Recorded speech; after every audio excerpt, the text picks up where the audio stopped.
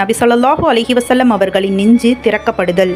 இதை பற்றி அனஸ் ரலியல்லாஹு அன்ஹு அவர்கள் கூறுவதாவது, நபி ஸல்லல்லாஹு அலைஹி வஸல்லம் அவர்கள் சிறுவர்களுடன் விளையாடி கொண்டிருந்த போது வானவர் ஜிப்ரீல் அலைஹி வஸல்லம் அவர்கள் வருகை தந்து நபி ஸல்லல்லாஹு அலைஹி வஸல்லம் அவர்களை மயக்கமுறச் செய்து நெஞ்சை திறந்து இதயத்தை வெளியே எடுத்தார். அதில் ஒட்டி இருந்த ஒரு துண்டை அகற்றிவிட்டு, இது உம்மிடம் இருந்த ஷைத்தானின் பங்காகும் என்று கூறி தங்கத்தட்டில் இதயத்தை வைத்து அதில் ஜம்சம் தண்ணீரை ஊற்றி கழுவினார். பிறகு அந்த இதய பகுதிகளை ஒன்றிணைத்து நெஞ்சினுள் திரும்ப பதித்துவிட்டார்.